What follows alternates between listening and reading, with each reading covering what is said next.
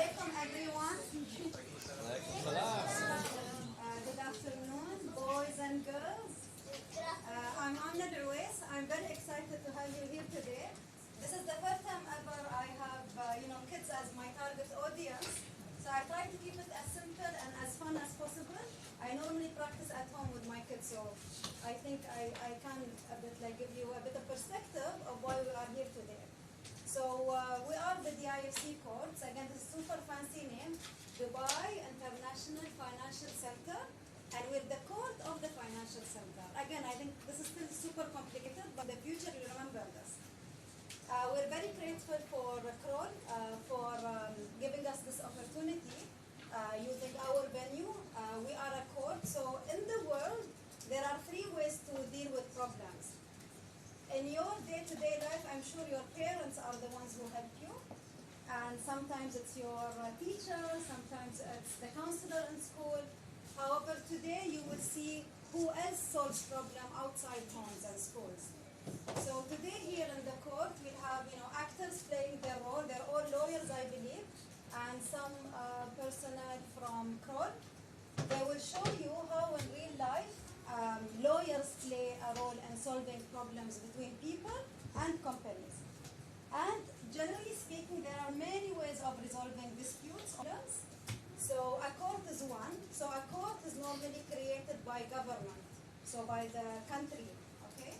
Second, there's arbitration, and I believe today's mock hearing will be based on arbitration procedures, but we are very much a court friendly to arbitration, so we're happy to have you today as playing your role as arbitrators and panelists. And then the other way is how to solve a problem by any person, like mediation. So mediation is another way of solving problems.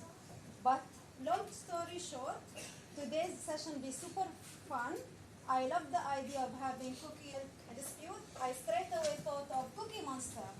I'm sure half of you are Cookie Monsters. I would have loved having Cookie Monster, here with us today, wearing the suit. Please enjoy your session today. And I forgot to mention who I am. I'm Amna Ruiz. I'm the Chief Registrar of the DIFC courts, and I've played a huge role in the development of the court. But that's for another day. I'll tell you more about me and the courts maybe in another time. When you grow up, you can come and intern for us. So over to you, Tom. Hi.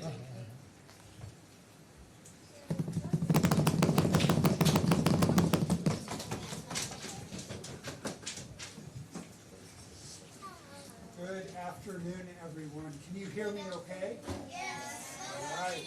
Welcome to DIAC Arbitration, case number 0814 of 2024, between the claimant, Mr. Ishaq Miran of Kelby and Hagerty, and the respondent, Mr. Chris Norris of Jones Day, this gentleman over here with the shades on. My name is Tom Snyder, and I am chairing the tribunal today. I have with me Mr. Nicholas Braganza of HFW and Ms. Antonia Burt of Reed Smith. And together, we form the tribunal.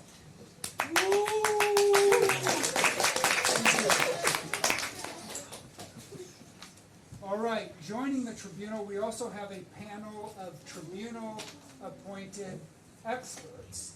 Would you please stand up and wave? Everyone who has a name tag on saying that you're a tribunal-appointed expert, please stand up and wave. All the children. Excellent.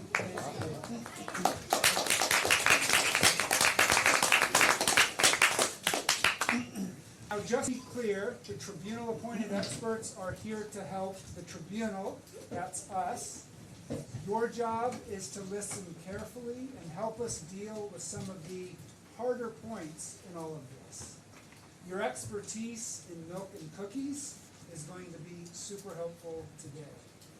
Am I right in thinking that all of you know a thing or two about milk and cookies? Yes. Yes. A little louder?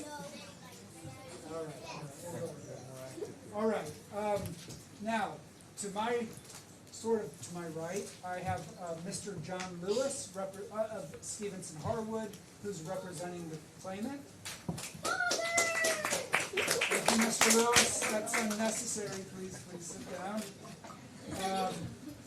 And to my left, we have Mr. Chitora Randania of the Freudian Angel reading the respondents. No, Mr. Randania. Objection, sir. Objection. He got to do it. And you did it as well. There will be order in my proceedings. Mr. Randania, please have a seat. Plus, our dance was classy, and I'm pretty sure everyone liked it. Now, let's get this show on the road.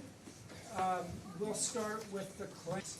I'll ask Mr. Lewis, can I ask you to make sure that everyone who should be here is here, and that there isn't anyone that shouldn't be here. Thank you, Mr. President. And I just want to say that I really liked the tribunal's very smooth dance moves. I'm sorry that I got a little bit swept up in the fun and tried to dab just to embarrass my children today. I'd also like to take this opportunity to apologise for opposing counsel's terrible dance, quite frankly. I'm sorry that all of you guys had to see that. All right, noted, Mr. Lewis. Let's please get on with it. Absolutely. Well, as the President has just said, my name is John Lewis, and I'm here representing the claimant, Mr. Ishaq Miran. We are joined by Mr. Abeid Kazmi, who is Mr. Miran's expert in this very complicated and important dispute. Thank you, Mr. Lewis and Mr. Randania. Can you please introduce the respondent and his team? Absolutely. Thank you, Mr. President. I'd like to point out that my learned friend, Mr. Luke, hard look at his own dance skills. Hello, everyone. My name is Chatura Randania, and I represent the respondent, Mr. Chris Norris. We are also joined by Mr. Jonathan Hancock, who is Mr. Norris's expert in the case. Excellent. Now, let's get started. First, however, I'd like to ask if there are any questions from my colleagues. I don't have a question, more of a comment. It looks like we have lawyers representing lawyers, so this case must be very complex. I agree. Given what we know, this feels like a little much. That said, it's not for us to judge who the parties choose to represent. After all, it's their money and they can spend it as they wish on legal fees. Quite right. I'm happy for this to continue, Mr. Snyder. Perfect. Thank you both. I'm super stoked to have such a great tribunal on this. Okay, Mr. Lewis, I believe. Yeah. All right. Mr. Lewis, I believe you can start with your opening statement. I am told that you have 10 minutes, which seems like a lot to me, but please go ahead. The floor is yours. Mr. President, members of the tribunal and the respondent, thank you for taking the time to join us today. In my opening statement, I'll provide a little background so that we can understand my client. On the morning of December the 2nd, 2023, my client had just finished dropping off his 2 boys at school. Now, as I'm sure all of the parents and the tribunal will be fully aware, school drop-off can be crazy and can involve kids fighting about who's going to ride shotgun, who's going to sit in one side, who's going to put shoes or coats on, all of that jazz. But that morning, my client was super happy with how smooth he went. He even gave himself a real-life pat on the back because he was having such a good day. Now, after dropping his boys off, he went to the Mohammed bin Rashid Library to search the concept of dibs, which for an English person is also known as shotgun. He needed to do a little research on whether dibs would allow someone to use the monkey bars first at the playground. And this was for Mr. Miran's most high-profile client, a very influential 2.5-year-old whose name cannot unfortunately be revealed for confidentiality reasons today. So my client decided to kick off his research with a nice, tall glass of cold milk and a plate of chocolate chip cookies. Now, these were not ordinary chocolate chip cookies. These chewy Chips Ahoy chocolate chip cookies. Exactly. Now, cookies that my client had painstakingly brought from the home of the brave and the land of the free, or America, as we English like to say. The chewy ones? I love those. Yes. What's that? Some kind of American biscuit? Exactly. It's the chewy ones, and there are a few of the peanut butter ones in there as well. These are soft, scrumptious, and really the only way to start legal research is to eat these cookies. And when they are kind, with a tall glass of cold milk, some might say they provide the fuel needed to win cases. Now, Mr. Miran took out his laptop and he put his tall glass of cold milk about 2 inches away from his plate of cookies. And it was at that moment, members of the tribunal, that he realized he had forgot his crayons. Sorry, I mean pens in his car. And as any of us would, Mr. Miran went back to his car to retrieve his crayons or pens, and he was not prepared for what happened to him when he got back. Ladies and gentlemen of the tribunal, when Mr. Miran returned, he found that his cookies were missing, and his tall glass of cold milk had less than 1/2 of a sip left. 1/2 of a sip left. And as Mr. Miran investigated, he followed a trail of cookie crumbs. He was uncertain, he was afraid of what he might find. And while he hoped what he might find was a cookie, deep down he feared that they were gone forever. And, ladies and gentlemen of the tribunal, the trail of crumbs led him to the respondent, who was sitting directly across from him, a mere 3 feet away, that is 36 inches. And the respondent had cookie crumbs all over his papers, and his milk mustache was there for everybody to see. These are the facts, ladies and gentlemen. My client, as clever as he is, quickly connected the dots, and he realized that the respondent had stolen his cookies and his milk. It dawned on him that he had lost all hope. He was at a complete loss for words. Just like that. Couldn't say a thing. And after staring at the respondent for 15 minutes with wide eyes, in complete shock, my client asked the respondent if he ate his cookies and drank his tall glass of cold milk. And the respondent's response? He just smiled politely, just like that. And he uttered these words. Oh no, I ate the cookies and drank the tall glass of cold milk that the librarian must have put out for everyone. Delicious, you know. That does not sound like that.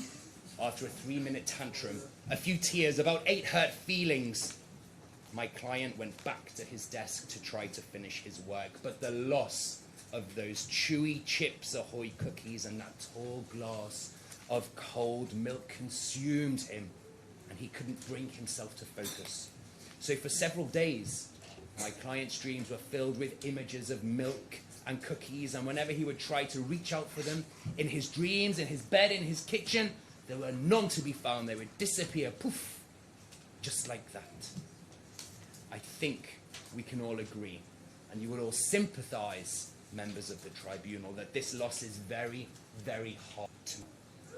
Luckily for you guys, and you guys in the room, we have expert Kazmi here, who has been able to quantify the loss for us. He is able to say the cost to Mr. Miran of that loss. Expert Hancock's, the big guy over there, has a very different opinion. But his numbers just don't add up. He can't even do maths. Got 12% on his last exam. And we all know what the numbers are supposed to do, don't we, boys and girls? They are supposed to add up. Yes. And on that note, I would like to conclude my opening statement. Thank you all very much.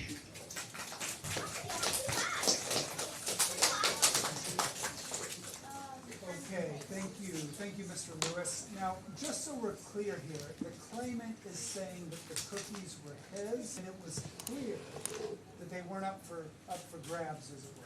Yeah, that is correct. They were not up for grabs, but what I would like to clarify is that we are talking about cookies and a tall glass of cold milk.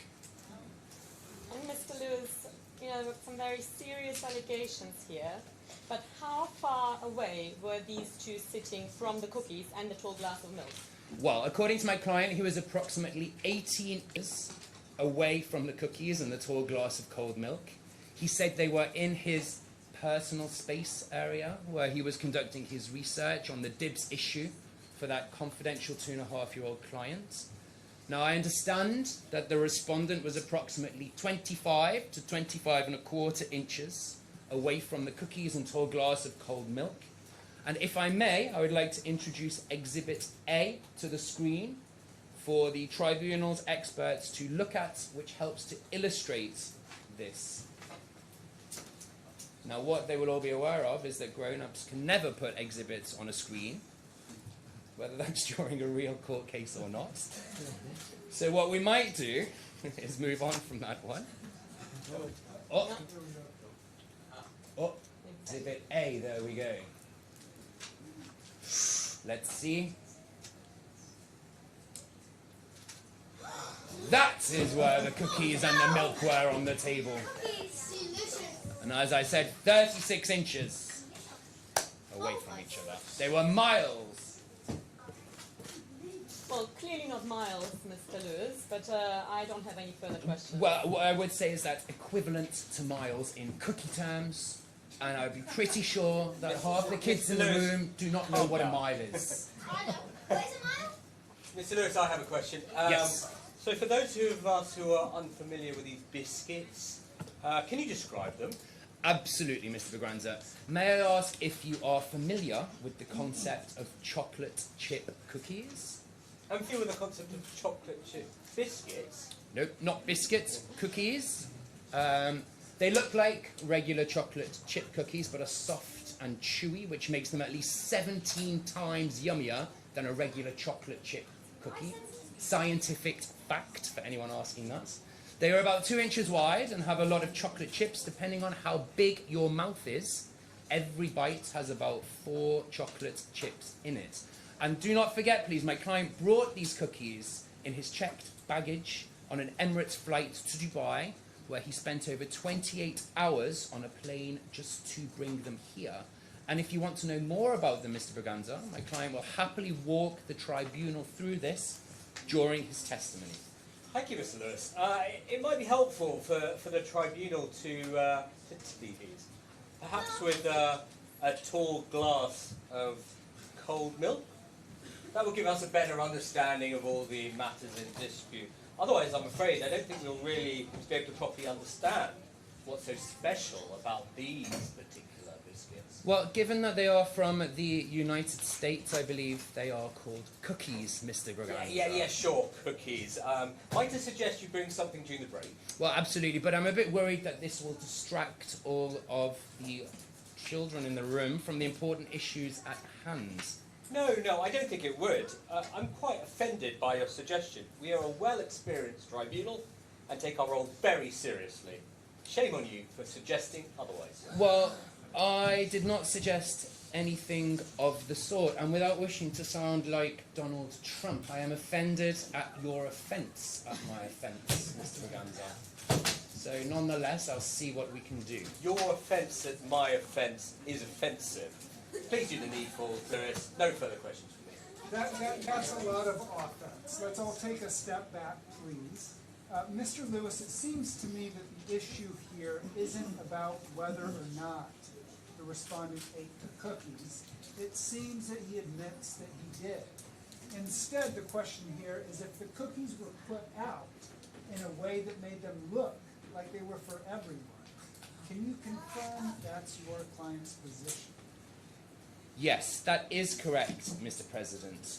I understand that that cheating, sly respondent over there admits that he ate them, but is claiming he didn't do anything wrong by doing so, which I think we can all agree is absolutely preposterous. Obviously, my client disagrees completely, and there will be other children in this room that clearly disagree with that position. Well, I don't think we can agree on anything right now. But look, I'm famished. I think we should take a short break, before we hear from the respondent. Mr. Lewis, I believe you were going to get us some refreshments. Yes, but I do have one small comment, if I may. Please go ahead. I feel it is a little bit unfair if you guys get cookies and tall glasses of cold milk and the rest of the audience don't. So we've got all of tribunal appointed experts with us, and it feels like not sharing with everyone and not providing those biscuits for everyone would really be Jiminy Cricket, I suppose. That's what I mean.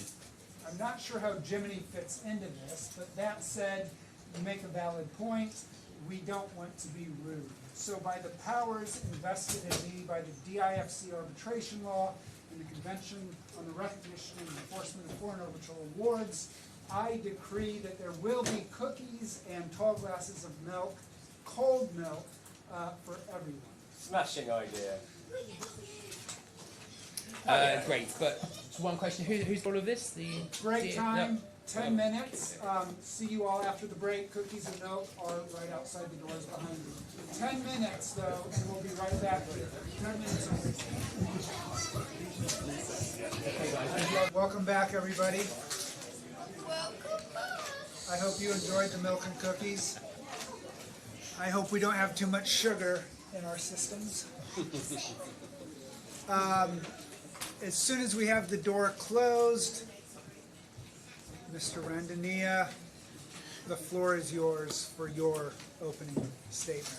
Thank you, Mr. President, members of the tribunal. My colleague, Mr. Lewis, has painted in his usually over-dramatic and with a lot of unnecessary finger-pointing a very detailed picture, one that casts my innocent client, Mr. Norris, in a very unfavorable light. It is true that my client was at the library. He was also working on some very important legal research on a disagreement between two also very confidential clients.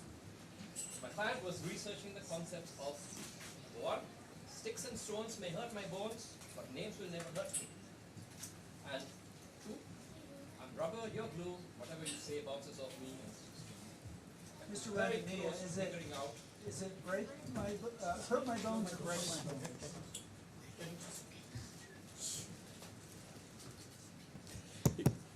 He was very close to figuring out how to use these two concepts of justice, pretty much like Batman does. Basically, my client is Batman, without all the cool fancy stuff, apart from the glasses. Here's what really happened. My client came into the library in a good mood. He greeted the librarian and found a place to sit. As he sat down, he noticed a plate of cookies, a tall glass of milk on the table. As any reasonable person would, he thought that these cookies and that glass of milk was for everybody. Mr. Norris waited to see if they belonged to somebody else. When no one came, he helped himself, just like each and every one of us did during the break. Fueled by this milk and cookies, it took him seconds to figure out his legal concepts, and he used to create an airtight argument for his client. Ladies and gentlemen of the tribunal, it all went hill from there. The claimant came over and very rudely said that those cookies and the glass of milk were his. To say that my client, Mr. Norris, was flabbergasted is an understatement. My client, as he always is, was very polite to the claimant and didn't speak like that. Yet he accused him of eating his cookies and drinking his tall glass of milk.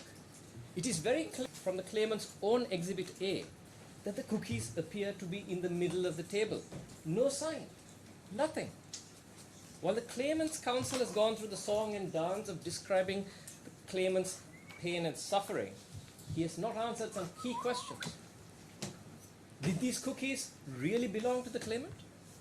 Were they not put in a way that would make somebody believe that they were for everyone, just like the cookies and the milk was out during the bake? Would a reasonable person not eat those cookies? Members of the tribunal, these are the questions that we will help you to answer. Please hang on to your seats because you're about to see the claimant's case unravel before your eyes like one of those cartoon mummies. As expert Hancock will testify, the cookies and milk that have been consumed have no value. My client, the innocent Mr. Norris, did nothing wrong. If anything, he is the victim over here. That said, my client has a counterclaim for his pain and suffering due to the claimant's meanness and drama. Mr. Expert Hancock has been able to quantify these damages, and the respondent agrees with him. Lastly, if there were any hurt feelings, and we say there were none, by my count there were only 3 of them. I am not sure where the other 5 are coming from. Thank you for your time.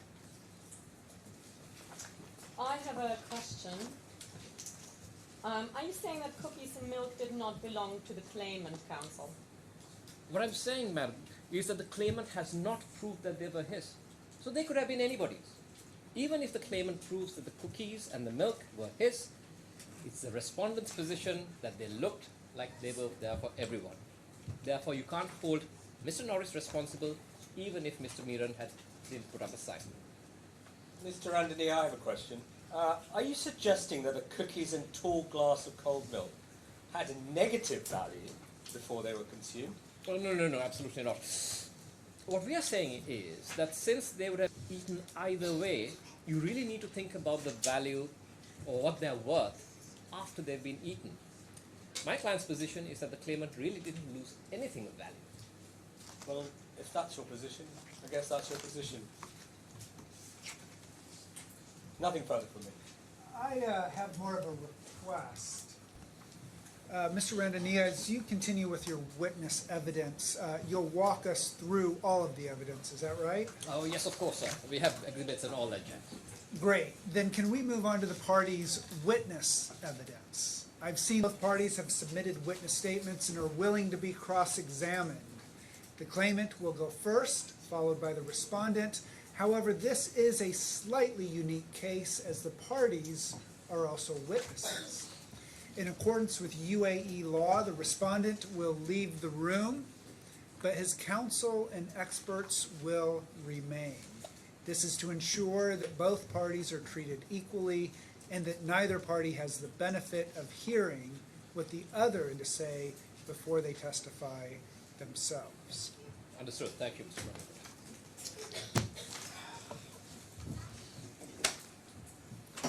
We need to follow the law, Mr. Norris. Thank you for cooperating. Mr. Lewis, you'll have 5 minutes for your direct examination. I do trust it will be expeditious. And then you'll hand over your witness for about 15 minutes of cross-examine. I trust the cross-examination will also be equally expeditious. I would now like to invite Mr. Meeran. Mr. Meeran, to the witness stand, please.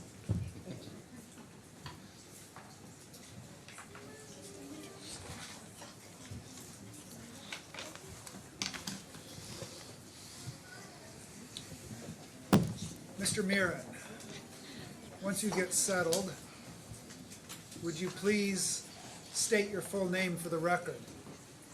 It's Mr. Ishaq Miran. Is your first name Mr.? No, sorry. Please state your full name for the record. Ishaq Miran.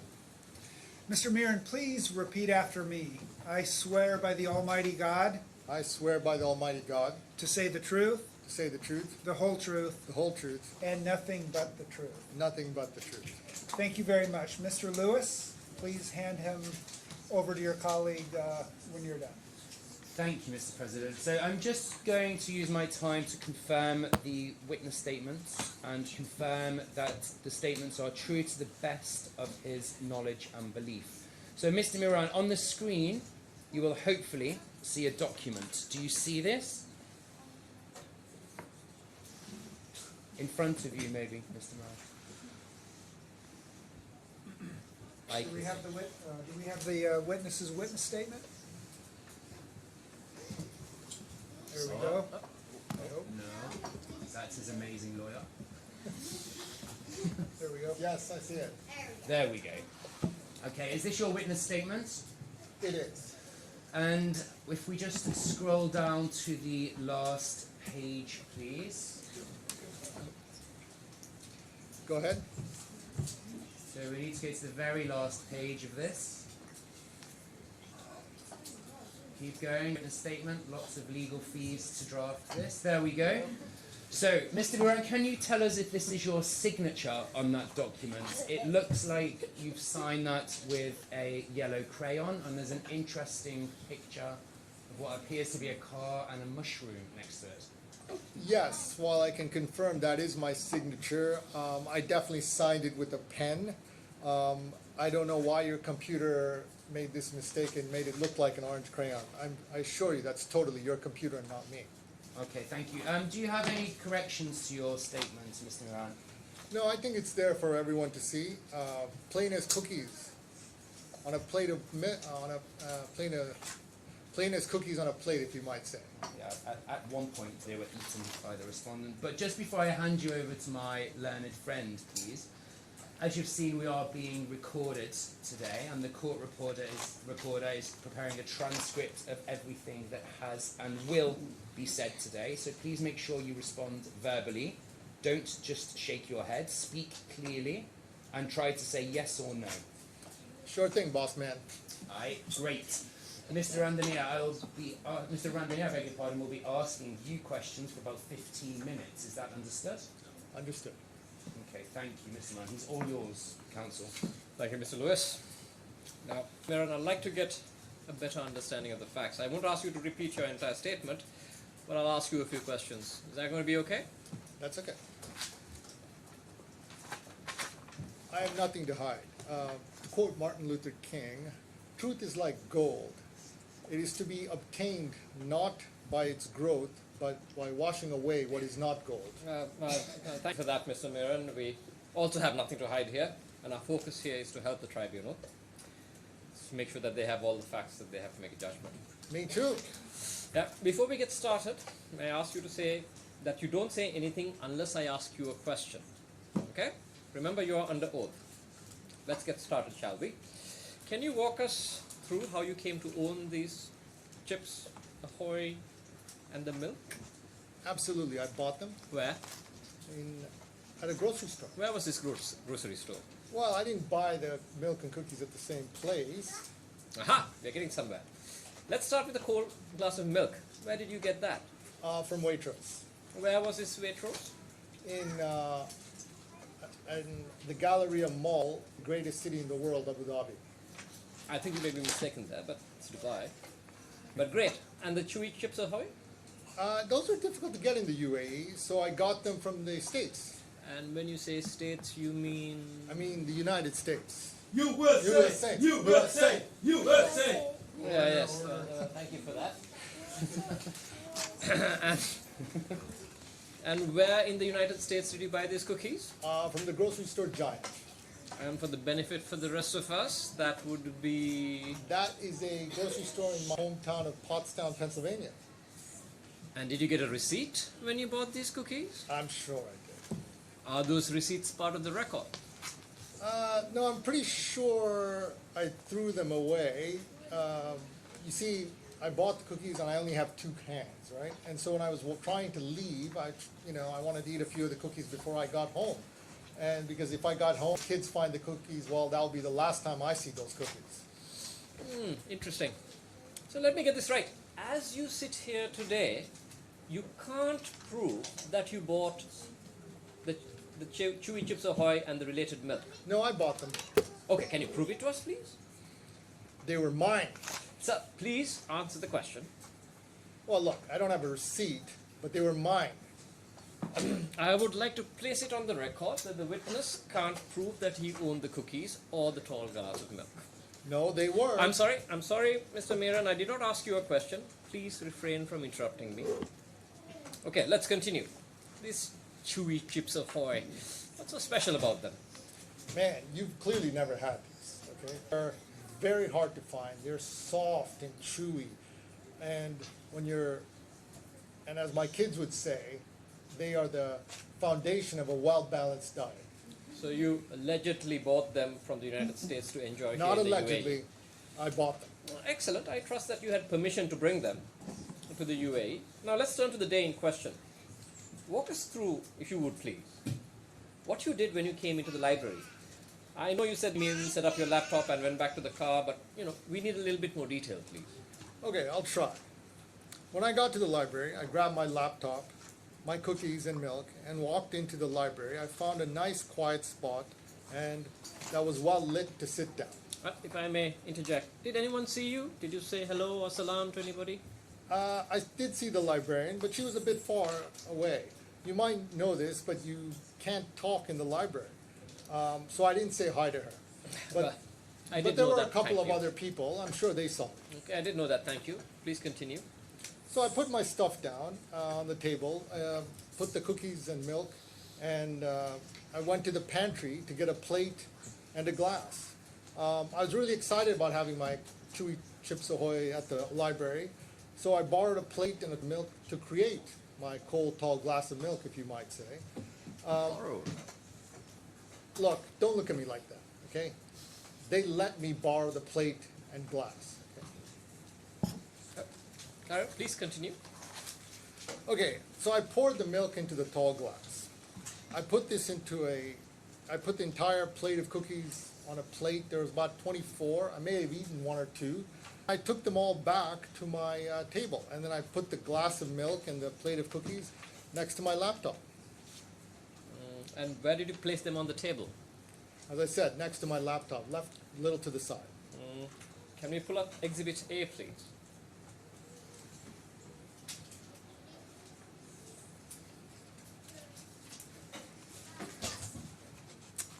Yes, that's exactly it.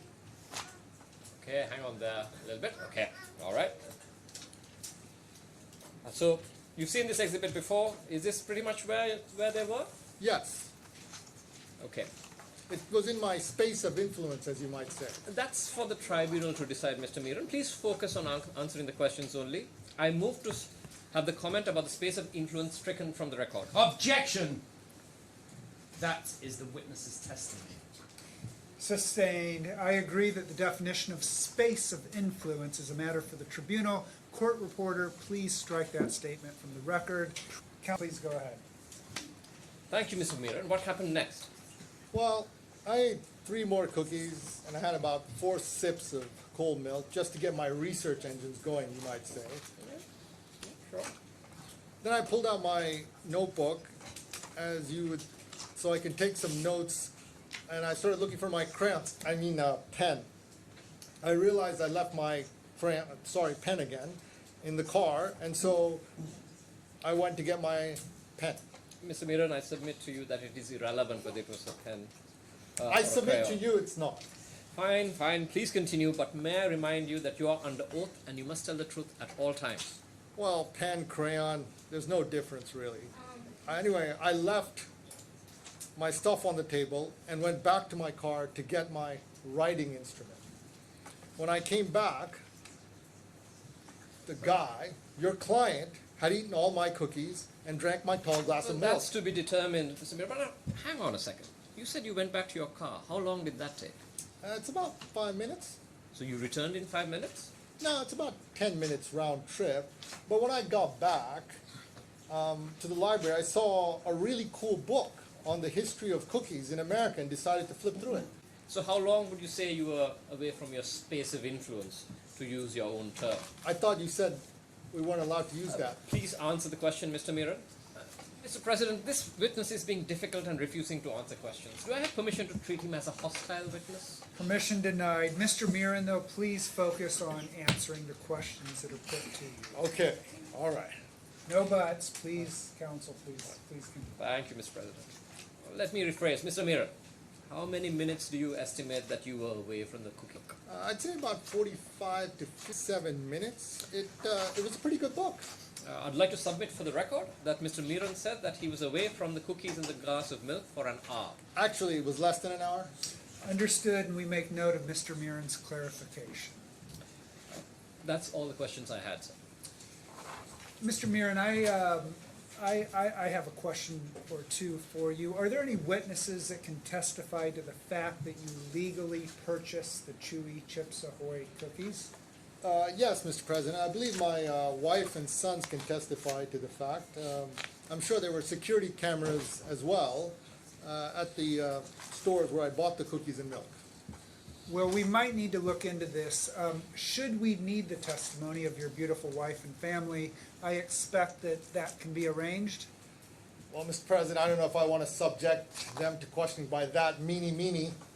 Is that a no, Mr. Mirren? No. If the tribunal feels it's important, I will ask them to testify. Okay, that's what I thought you meant. I had a question about this book that caused you to be away from your space of influence for almost an hour. Again, it was 45 to 50 minutes. That is oddly specific. Nonetheless, what's the name of the book? Yes, it was the Great American Chocolate Chip Cookie book. It's available online if you want, and it's quite the page turner, if I may say so myself. In which way were you facing in relation to your space of influence whilst you were reading the book? Could you see the respondent from where you were sitting? Well, I saw one of those beanbag chairs, and I started off standing for about 11 seconds, and then I got tired and thought that it would be wasteful not to use a perfectly good beanbag chair. I was facing away from my space of influence, but couldn't see over the bookshelves anyway. Mr. Mirren, I have a question actually. Were you not worried that your tall glass of cold milk was going to get warm? Well, Mr. Berganza, this is Dubai, and so they do have air conditioning, so I wasn't too concerned about it. Believed, at least at that time, that your cold glass of cold milk wouldn't get warm. Yes, that's correct. Okay, no further questions from me. Thank you. Mr. Lewis, would you like to redirect? Yes, Mr. President, but I will keep it short. Mr. Miran, do you visit the Mohammed bin Rashid Library often? Yes, you could say that. And just roughly speaking, by way of estimate, how many times a month do you go there? Not as often as I would like, maybe a few times a month. I got in trouble last time for talking on the phone. You know, one of those annoying Kroll experts called me. Yeah, Mr. Kazmi, but I'm still confused as to why your phone wasn't on Do Not Disturb like any normal person. But anyway, question. In all of your visits to the library, have you ever known them to put out milk and cookies for the patrons? Never. And in all your visits to the library, have they ever put out snacks for everyone, Mr. Moran? Absolutely never. And one question, and I appreciate this may be a little bit sensitive and land you in jail, is eating and drinking allowed in a library? Well, let's be honest, technically no. But as I was going to be careful not to make a mess and drop anything, please don't tell the librarian. She's already mad about that phone incident. Yeah, I mean, look, we all know that snitches get stitches, Mr. Moran, and since these proceedings are confidential, your secret's safe, at least with me. Not sure about this guy. But just to recap, in all of your visits to the library, you've not seen one time when snacks, let alone cookies and milk, were set out for everyone to enjoy. Furthermore, this is consistent with the library rules and regulations that say you can't eat and drink in there, and therefore, seeing a plate of cookies and a tall glass of cold milk would not be normal. And everyone should have known that the library did not put them there. Isn't that right, Mr. Moran? That is absolutely correct, Mr. Lewis. Thank you. No further questions from me. Thank you. Mr. Mirren, do you have anything further to add? I do not. Okay, Mr. Mirren, you are now dismissed. You are no longer under oath. Thank you, Mr. Mirren. The tribunal has determined that we will be implementing expedited procedures, and we will be proceeding directly to the testimony of Mr. Norris. So, Mr. Randania, can you have your client and have him take his spot in the witness stand? Absolutely. Thank you.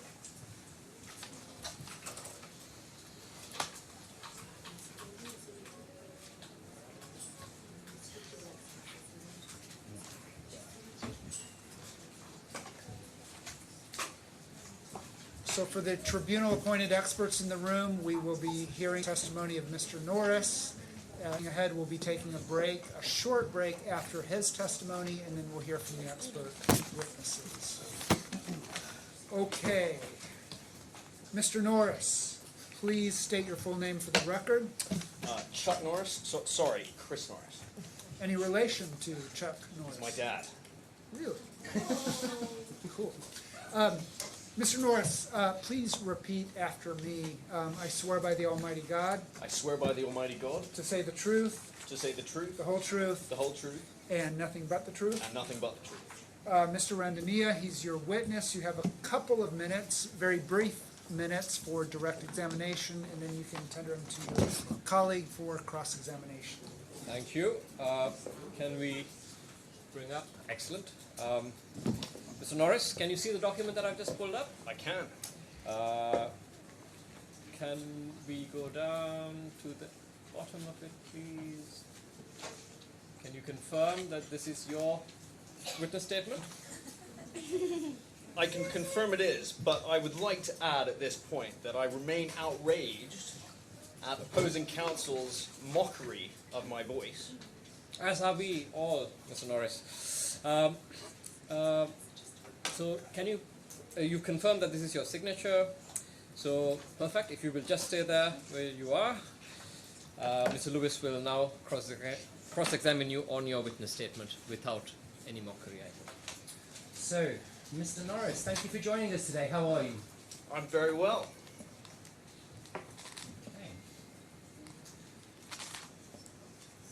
Okay. Sorry, Mr. Norris, this case is a very complicated and complex one, which is charged with emotion and at least 8 hurt feelings at the last count. My job here is to help the tribunal and to give it the tools that it needs to decide on the matter. So let's get started. So, Mr. Norris, if that is indeed your real name. It is indeed Well, my look, real name. Yeah, sometimes people have fake names and sign them on witness statements, so I just wanted to make sure that your name is Chris Norris. Sometimes it's Chuck Norris. Okay, let's check that later. I'll take that under consideration, but let me start by asking you, how often do you visit the Mohammed bin Rashid Library? Probably once every other month, sometimes twice. Just a quiet place to get some research done. Okay, and in all your visits, have you ever seen snacks being provided by the librarian? Yes, there was a plate of cookies and a tall glass of milk. Okay, so let me just get this right. Hold on a second. Are you referring to the same instance that is the subject matter of this arbitration, what we are discussing today? Oh yes, they are so thoughtful, the librarians. Always thinking of us, the readers. Okay. And besides that one time, have there been any other instances where you've seen snacks being provided? They do have that snack machine in the corner, or the place that you can purchase snacks. Right. So, are you talking about the Trio's coffee shop in the library? Exactly. Right, so let's continue with this.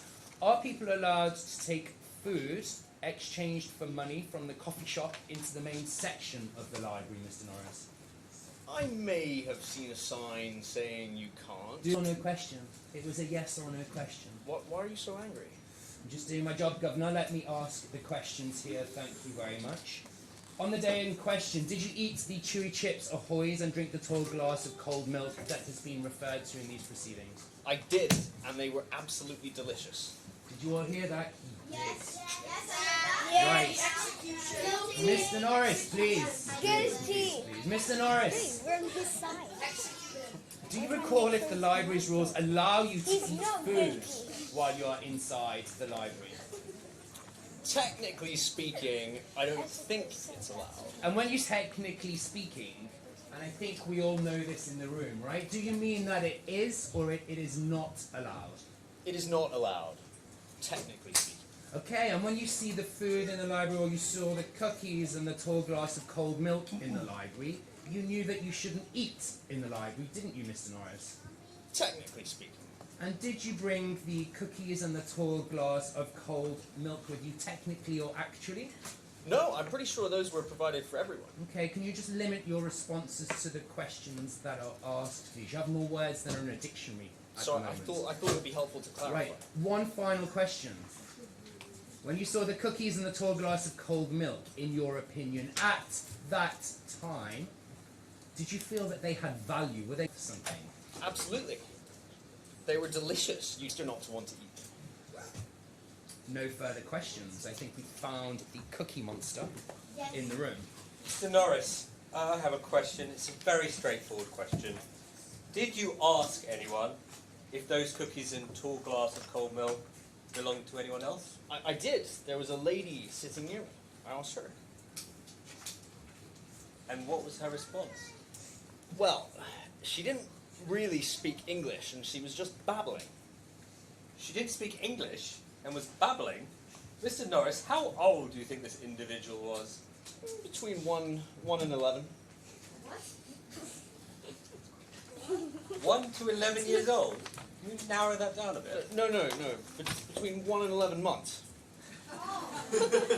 Let me make sure we all understand. You asked a baby if the cookies and tall glass of cold milk belonged to anyone else? Yes, and I'm not trying to be mean, but she was extremely unhealthy. Okay, thank you. Nothing further from me. Just a quick one. Have you ever seen anyone eating snacks at the library? Absolutely. I have. You have? Yes. And what happened in those instances? Well, the librarian got quite mad.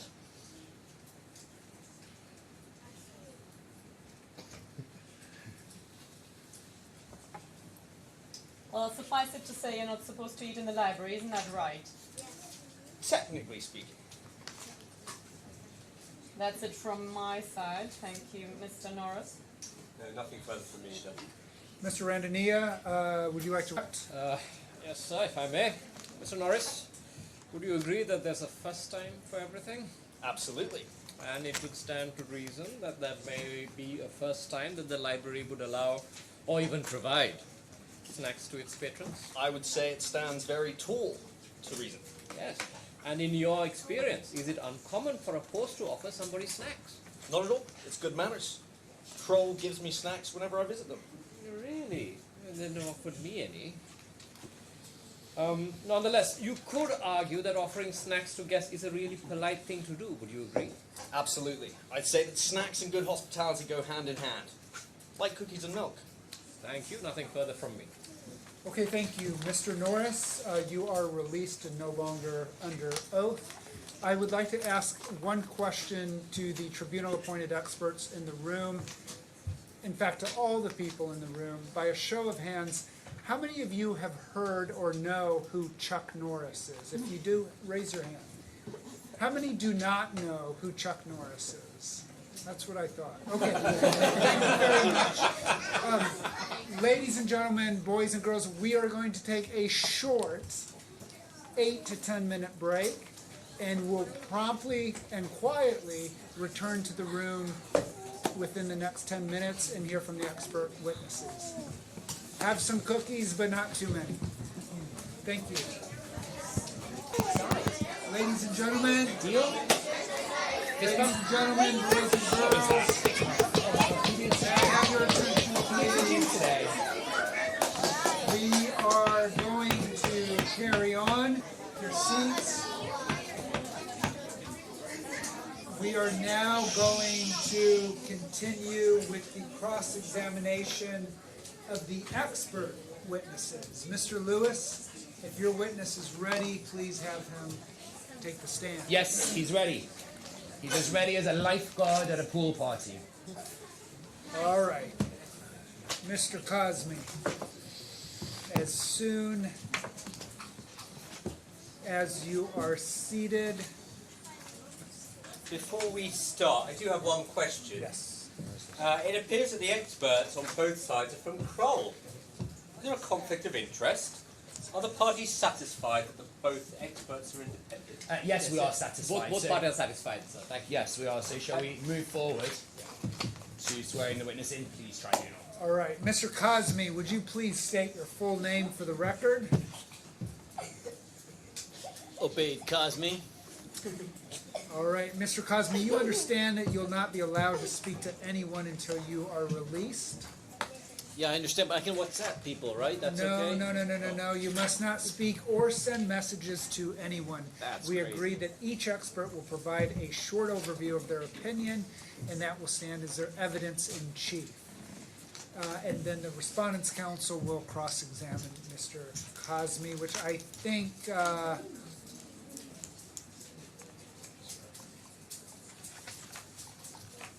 we'll go straight to. Shall I get him to confirm his report? Um, Okay. Mr. Kazmi, can you just look on the screen? Do you confirm that this is the signature? Or your signature on the report, which looks like it says Vazmi, but I'm assuming it says Kazmi.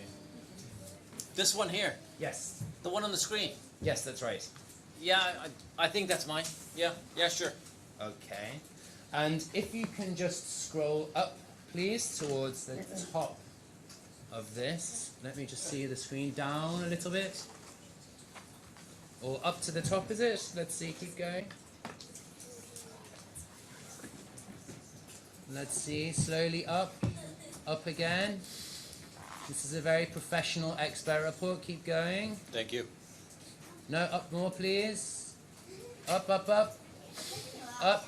No, down. Down, down, down. Okay. Is this your expert report?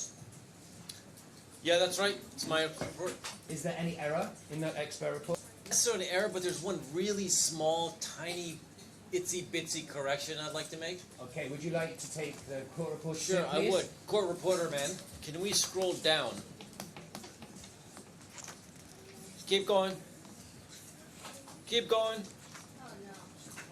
Keep going. Keep going. Right there, right there. Here. So there's two corrections. So I accidentally put the lyrics of Katy Perry's "Roar," and I don't know if you saw it. If you scroll down a little bit more, hey, Right. order in the court. Order. Scroll down. Scroll down. Let's go down. Keep going. Keep going. Yeah, this line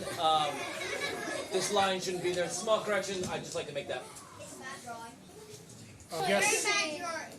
I guess that's an honest mistake. Does anyone have an issue with this correction?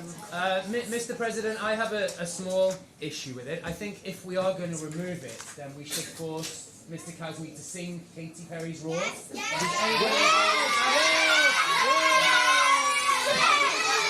I don't think that's going to help my testimony. I feel like Defense confirmed. The defense confirmed. I feel like Parties are in agreement.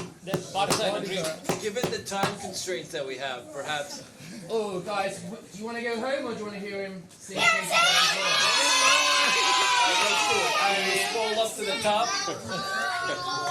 No, down. I need the lyrics. I need the lyrics for the order, man. He doesn't need the lyrics. He knows by heart. He knows it by heart, guys. Here we go. There you go. Get your fingers ready to put in your ears. Okay, shh. I used to bite my tongue and hold my breath, scared to rock the boat and make a mess. Stop me any time, counsel. So I sat quietly, agreed politely, and I guess I forgot that I had a choice. I'll let you push me past the breaking point. That should suffice. Okay, I think that will suffice. Tribunal. All right. Where are we? Cross-examine I the want to say expert. 78. Let's go to Mr. Chituru. I'm ready. Mr. Randonier, please cross-examine. Thank you. Cross-examine this witness for us. Mr. Kazmi, I wanted just to make sure that we all understood your opinion here properly. I just hope it's better than your singing. You think that the cookies and the milk should be valued before they're eaten? Yes, that's right. Yeah. And you valued that at 1 billion Pakistani rupees? It was 1 billion dirhams, sir. My apologies. Thank you for that clarification. So I assume this value is for both the cookies and the milk together? Yes. And what, in your opinion, would be the value of the cookies alone? About 1,000 dirhams. And the milk, that's 1 billion dirhams? No, I'd say that's 100 dirhams. Well, how do you get to the billion then? I know I'm not an accountant, but I do know my way around a calculator. From my calculations, you are looking at 1,100 dirhams right now. What am I missing here? Look, a cookie or a tall glass of cold milk on their own have less value than if they're put together. It's the combination of these two things that made their combined value 1 billion dirhams. I'm not sure I follow. Can you please elaborate on this? Okay, well, take a car for example. If you just have all car parts, it's not really worth as much as if you had the car itself, you know what I mean? If I can give one more example, because I feel like Miss Burt isn't getting this. So, pretend in one hand you have an ant. It's just a regular ant. On the other hand, you have a person. Just a regular person. Separately, they're not really anything special. But when you put them together, you got Ant-Man. He's got superpowers and everything. That's totally something different.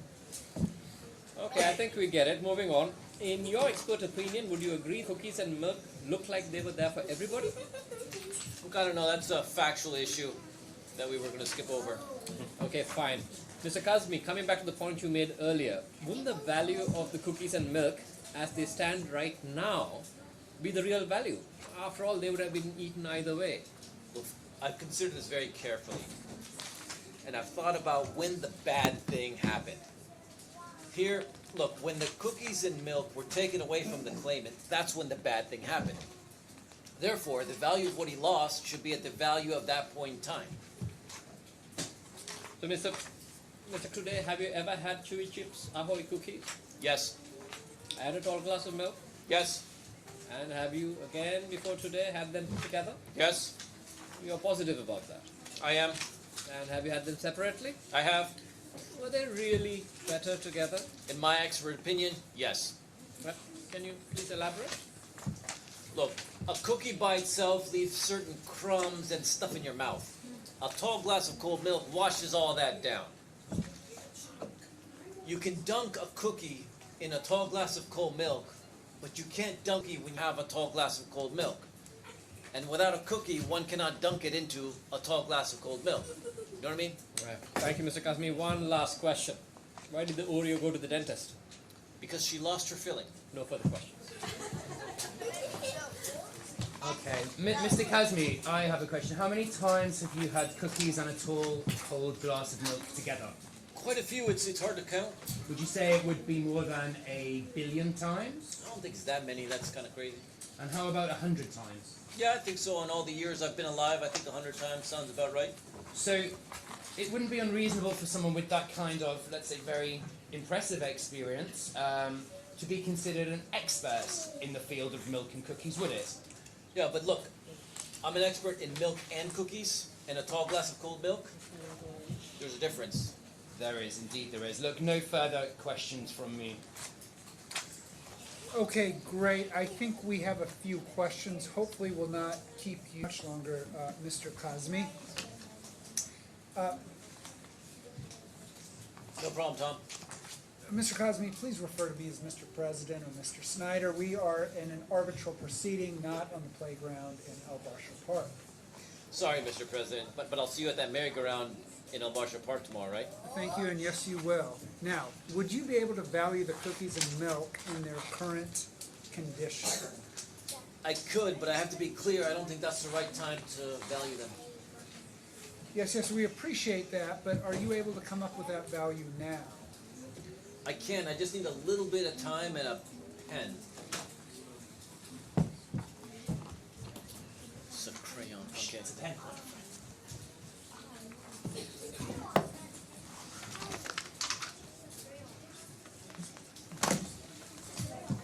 Are you ready, Mr. Kazmi? Give me a minute. I'm ready. All right. What'd you come up with? After careful consideration and a number of complicated calculations, I have a value. I estimate that the value will be less than 0, as you will likely have to pay someone to take a cookie away after it's been eaten. Interesting. And would that value change if the biscuits and the tall glass of milk were separated? If you mean cookies, but yes it would. I would consider the value of each one separately would be less negative than both of them combined. What do you mean less negative? Well look, let's assume that the value of the milk and cookies after they've been eaten is negative 100. So if you need to separate the two of them, then it would be more than negative 100. Say negative 200 and negative 300. Mr. Kazmi, that makes negative sense. I've got no further questions, thank you. Would it help if I rephrase it in a British accent? No, that's fine, thank you. And Mr. Kazmi, would that value change if the cookies in tall glass of cold milk were left out for a long time? Yes, it would. Can you elaborate very quickly? Well, if the cookies got stale, the milk went bad, then it'd be worth less. Have you ever had a full glass of rotten milk and moldy cookies? I have not. So this may be outside of your expertise? I consider my overall experience in milk and cookies gives me enough data and experience to be able to opine on moldy milk and stale cookies. Well, we will be the judge of that. Okay, thank you, Mr. Kazmi. You're now released. You may remain with us, and thank you for your testimony. I believe we are now ready for what I believe is the final witness of the day. Mr. Randania, is your expert witness ready to testify? Ready like a steam engine, sir.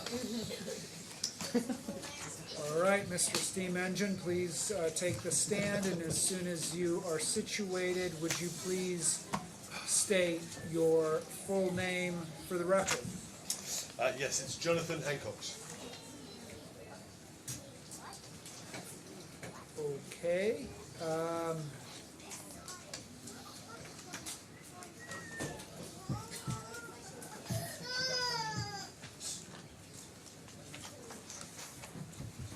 Mr. Hancock, just give us 1 minute, please.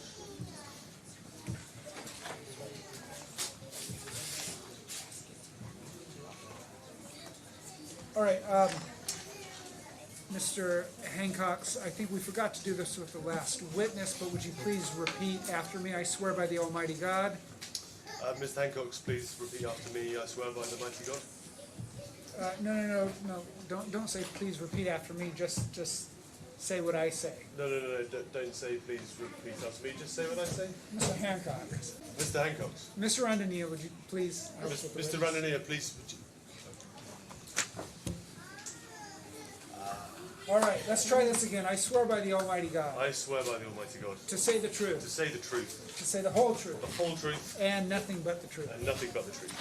Great. Thank you, Mr. Randania, your witness. Thank you, sir. Mr. Hancock, I believe you're relying on your report, the one that we have on the screen here. Yes, that's correct. And that's your signature at the end. Yes, it is. Thank you, Mr. Hancock. As agreed, you now have the witness is yours.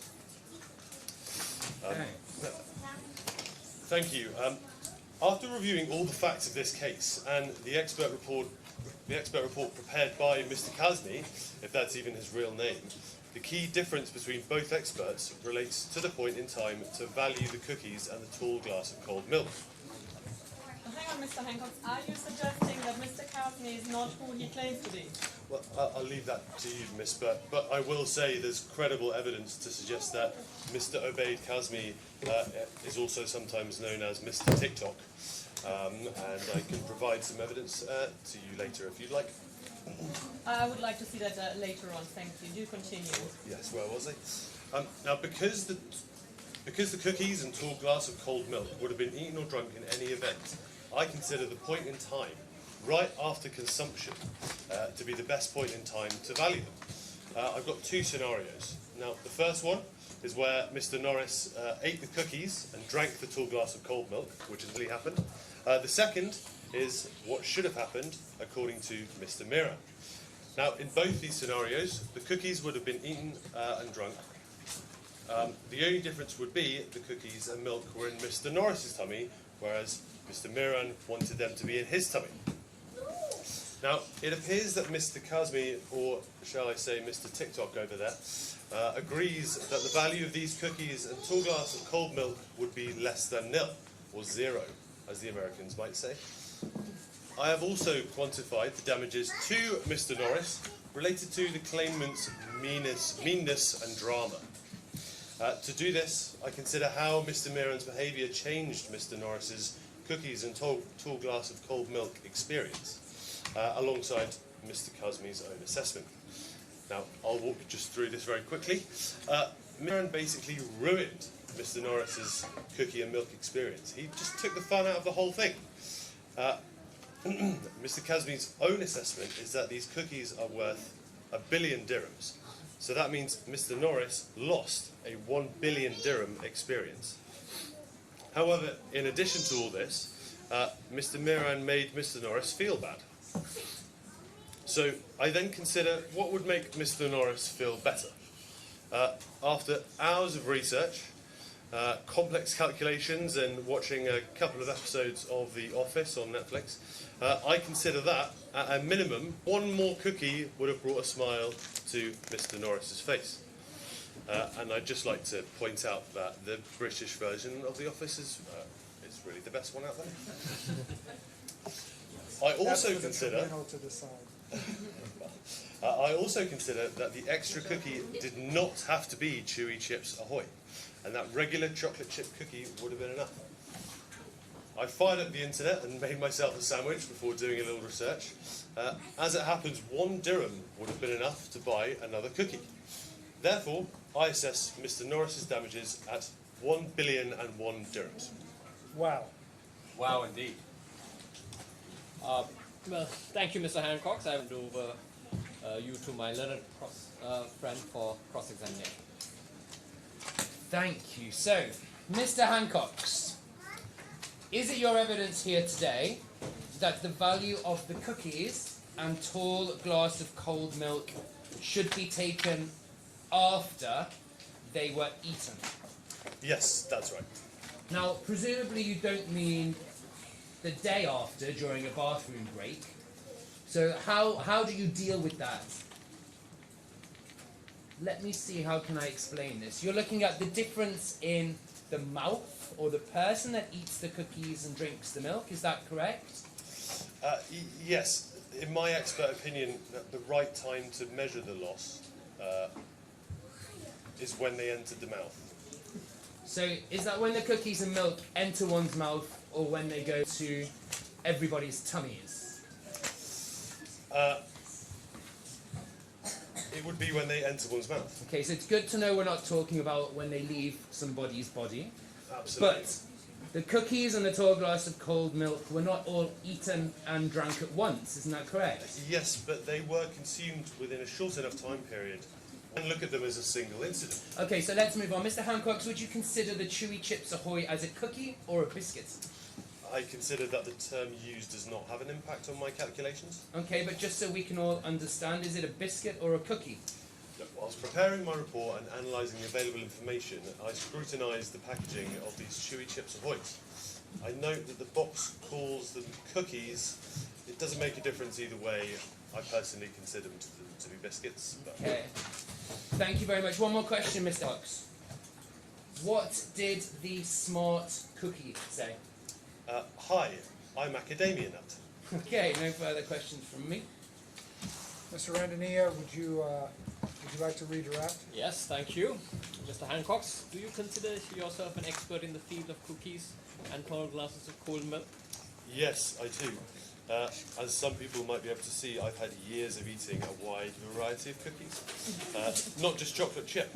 And tall glasses of cold milk that range from skim, 2%, mostly full fat. Oh, and all. That's quite a range of experience.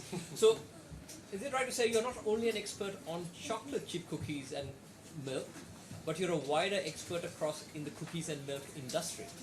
Well, I specifically specialise in tall glasses of cold milk. I would hesitate to provide an opinion on short glasses or strawberry milkshakes. I'd also like to state for the record that the number of years I've been alive is considerably less than my opposing expert.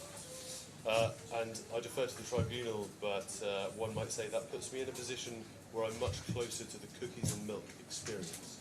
That brings up an interesting point. If I may elaborate for the tribunal, as you may know, cookies and milk are usually eaten by a younger audience. Since expert Kazmi is clearly significantly further along in years compared to expert Hancock's, I mean, demonstrated by his singing skills, this means his expertise is based on a more recent experience. One might suggest that old fossil-like expert Kazmi is really out of touch and might not really know what he's talking about. I mean, this is a little awkward. I know he is way, way, way older than me, but you know we work together, right? Yeah. But it's pretty old. Nothing for me, thank you.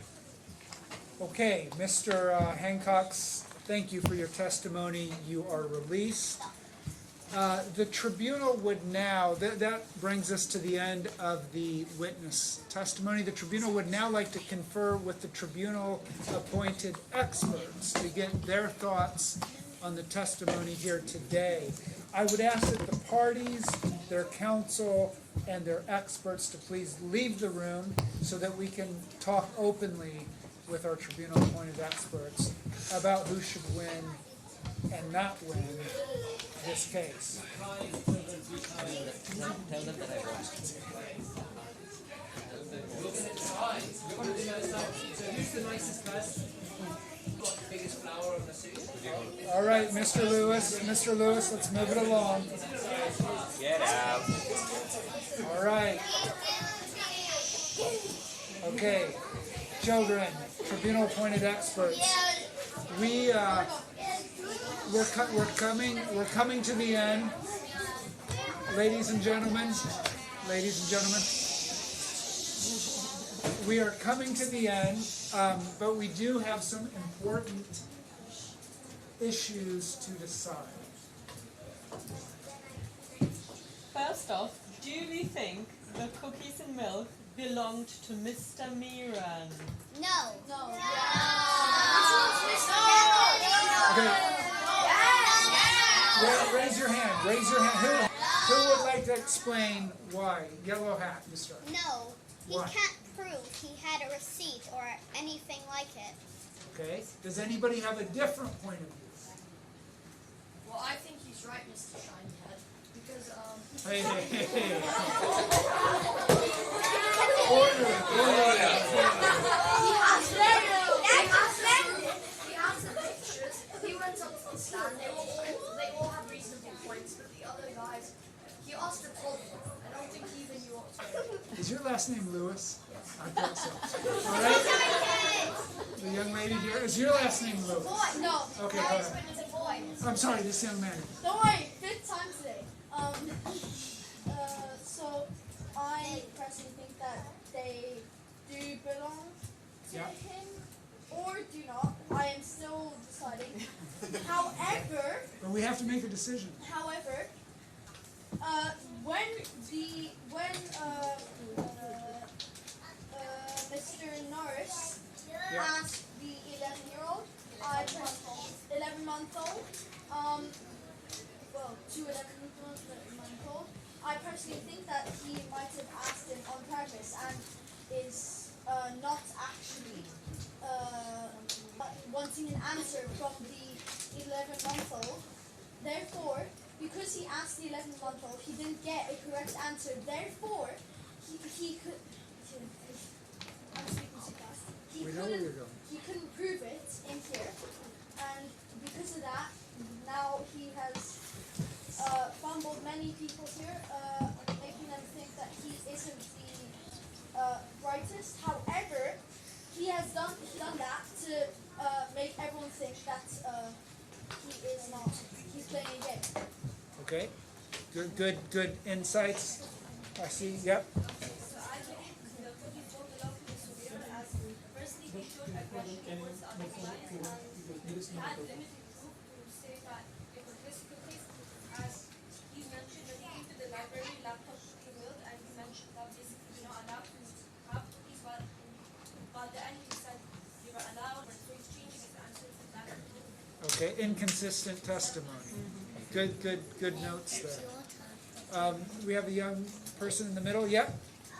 I think he, the person who ate the cookies shouldn't have ate them because he wasn't allowed to and he didn't ask. So he should have asked before he ate them.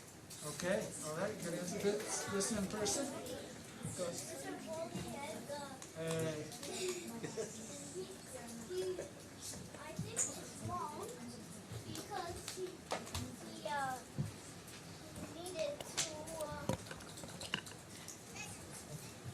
needed to.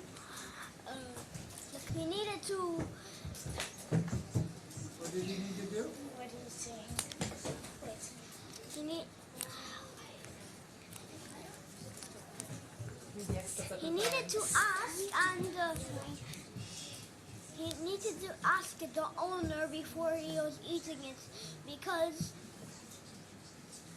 you can't just eat someone's cookies because that's bad. Okay. Because maybe if someone like got maybe it was like a gift for someone, they left it in a restaurant and then someone ate their cookies. Okay, good insight. Please go ahead. So maybe he must have ate the cookies because he thought that we left it for him. Right here. Can you come up to the microphone? See the microphone right here? Yes. Yeah. Oh no. Okay, it is very true because if he just ate that cookies, then what? He didn't ask permission to others, and that's a problem because if he didn't ask for permission to others, then why would he also go to the library and literally eat the cookies in a tall glass of milk? Okay. Because it's like so aggressive to others. Like he's like, nah, bro, this is mine. I will not take it from others, and I will not share it to you. Like this is not even good. So like, why don't you just share your cookies or give it back to them? So they should have shared. Okay. Strong point. We have the next contributor. I think that he shouldn't have eaten the cookies and milk because he didn't have any permission. Like, therefore, he shouldn't have eaten them because he didn't know if there were anyone's. And like, if someone was there, he should have asked like someone. And plus, you weren't even allowed to eat in the library, anyways. You'll go next, and then in the blue shirt in the back, can you come up and get ready? You'll be next after this. Go ahead. I don't think you should have eaten it because you can't just go around eating someone's stuff. Pretty much.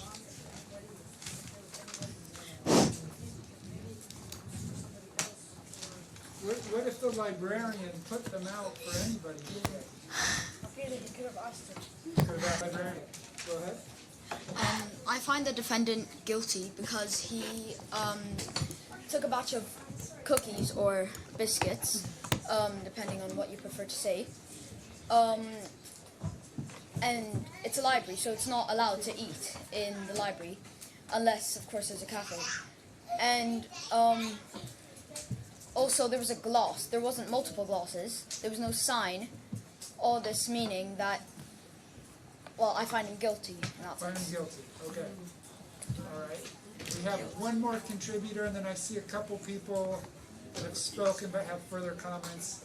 Can you go to the microphone? Yep. Yeah. The green light. Okay. You're in a funky mood, I see. Well, I think that the cookies should not have been eaten because he should ask the owner first. So therefore, he should have asked for permission before eating the cookies in the tall glass of milk. Okay. Okay, now I see two more hands. You guys have already spoken, so very briefly, go ahead into the microphone, and if you can come up and be ready for the microphone. All right. So to go against this young man's case here, besides him eating the cookie, he might not have known. However, he might have known though. So I'm on his side, and this is because he might be playing the game. But here's the thing, he might have asked the child, and that child can't speak. So he's playing a game, but where is it? Here it is. Mr. John Lewis, the lawyer and for the defendant, had been asking the questions. All right. So here, Mr. Norris spelled the name wrong, and this is spelled his name wrong on the signature. He probably goes every month, and he said yes to eating the cookies and milk, but he's playing. Okay, so this is why I'm on John Lewis's side. John Lewis, or are you talking to What's his name? Esau. Mr. Mirren, was it? Mirren? This Okay. is why I'm on Mr. Mirren's side. Okay, thank you. Too long? Yeah, go ahead in the back. Well, no, you. Go ahead.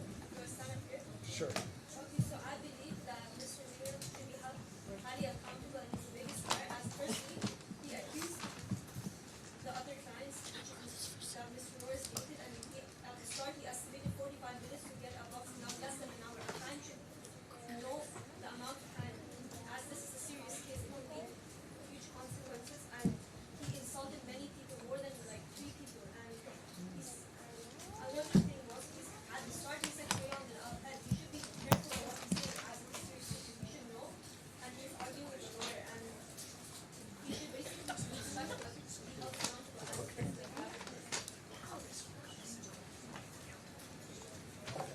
Okay. Yellow hat very briefly, and then we need to move on to the next question.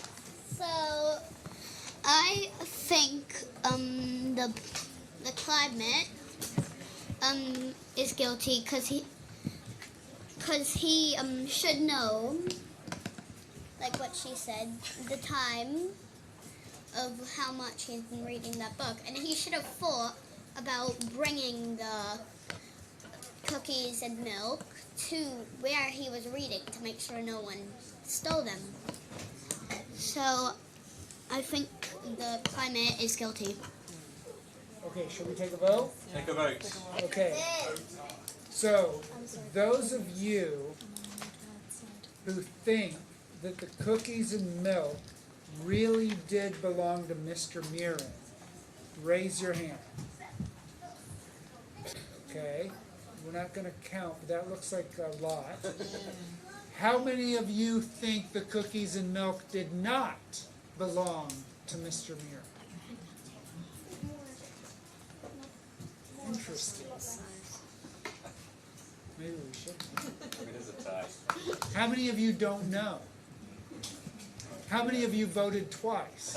Yeah, I thought there were a couple of you. Let's move on very briefly to the next issue. Yeah, okay. And that is the counterclaim, whether Mr. Norris should be awarded something for his hurt feelings, right? Yeah. Okay, so the question here is, raise your hand if you think it wasn't very nice for Mr. Mirren to make Mr. Norris feel bad. And then I guess raise your hand if you thought it was okay to for Mr. Mirren to make Mr. Norris feel the way he did. Stole his cookies. I Stole agree. his cookies. Okay. Biscuits. All right. Biscuits, Okay. cookies, How same many thing. of you think the food that we're talking about today is properly called a cookie? Raise your hand. How many of you think it is a biscuit? Okay, all right. Well, thank you for all your help on this. We're going to call the parties and their lawyers and their experts back in, and we're going to wrap things up.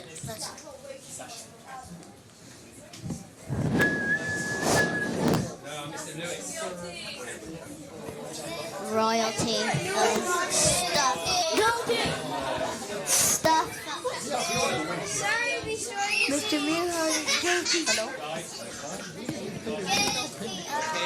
All right. Okay.